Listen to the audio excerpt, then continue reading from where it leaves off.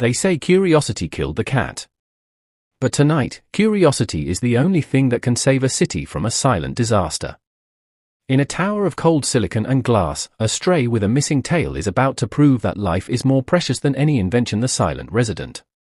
The Zenith Tower was a needle of chrome piercing the clouds, the headquarters of the world's most advanced AI research. To the scientists, it was a temple of logic. To Static, a scruffy calico with fur that always seemed to stand on end, it was a playground of warm servers and humming vents. Static didn't have a pedigree, and he certainly didn't have an owner. He was a master of the air ducts, a ghost in the machine that the night guards chose to ignore. Static was a cat of the future. He didn't hunt birds, he hunted the red laser dots of motion sensors. He didn't sleep on rugs, he slept on top of mainframe processors that radiated a steady, comforting heat.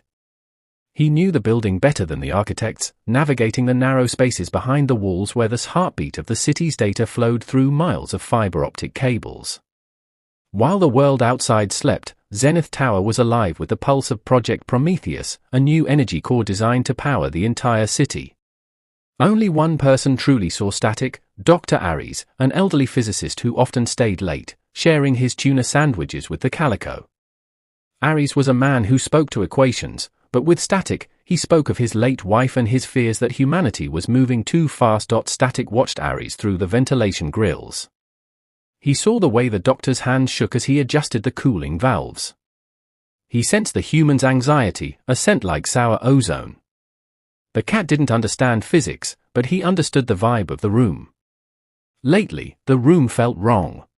The hum of the core was no longer a lullaby, it was a low-frequency growl that made Static's whiskers twitch in warning. The cat felt a pull toward the restricted core chamber on the 80th floor. To a human, it was a room of death and radiation, but to Static, it was a puzzle. He watched the blinking lights, his green eyes reflecting the neon glow. He was the only one who noticed when the rhythm of the cooling fans changed from a smooth whir to a rhythmic, dying rattle.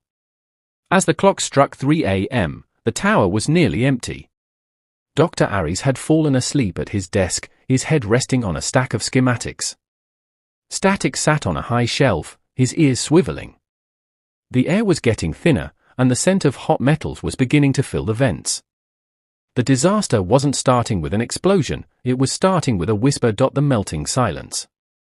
The failure was microscopic. A single cooling pipe, weakened by a hairline fracture, began to leak liquid nitrogen. Inside the Prometheus core, the temperature began to climb, 1 degree at a time. The automated system, designed to catch this, had been bypassed for a stress test that Aries was supposed to monitor. But the doctor was exhausted, his eyes closed, unaware that the core was turning into a sun. Static felt the heat first. It wasn't the cozy heat of a server, it was a searing, angry heat that felt like a needle against his skin. He jumped down from his shelf, his paws hitting the floor with a soft thud.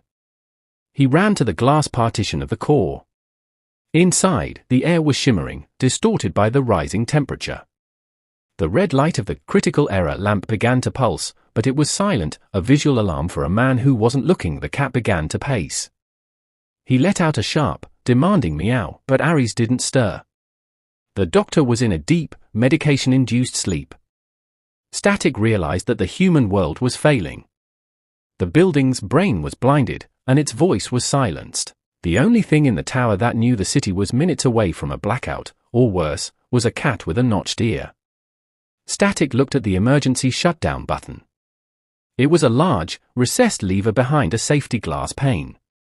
He had seen Aries touch it during drills, always saying, "This is the last resort, Static." The cat jumped onto the console, his claws clicking against the plastic. He swiped at the glass, but it was too thick. He was a 10-pound animal fighting a system built to withstand a riot. He looked around the room, his mind racing with feline logic. He needed to wake Aries, but the doctor was across the room, and the smokeless heat was already making the air heavy. Static ran to the desk and began to knock things over. A coffee mug shattered. A stapler hit the floor. Still, the doctor only groaned and turned his head. Then, Static saw the power tether, a thick cable that connected the core to the main grid. It was vibrating with the force of the surging energy. The cat knew the danger of electricity. He had felt the bite of a frayed wire before. But he also knew that this cable was the source of the heat. He didn't have hands to pull a lever, but he had teeth, and he had a desperate plan. The sacrifice at the cable. Static approached the primary sensor wire, the one that controlled the safe signal to the main grid. It was a thin, shielded cord that ran along the floor. If this wire was severed, the system would think the core had disconnected and automatically drop the dampening rods to stop the reaction. It was the only way, but the wire was carrying enough current to stop a heart. The cat looked at Aries one last time. The doctor looked so small in his chair, a fragile life about to be consumed by his own creation. Static didn't hesitate. He sank his teeth into the rubber casing. The first bite sent a jolt of static electricity through his fur, making his tail puff out like a bottle brush. And there, lying next to it, was a motionless calico cat, his fur smoking and his eyes closed. Static! Aries cried, falling to his knees. He scooped up the small, limp body, feeling the faint, erratic beat of a heart that was trying to quit. You crazy cat, what have you done? He didn't look at the save data or the cooling core.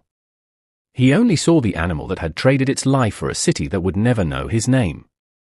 Sunrise the second chance. Hours later, the sun began to rise over the city, reflecting off the Zenith Tower's glass. In a private veterinary clinic on the ground floor, Dr. Aries sat by a small oxygen tank.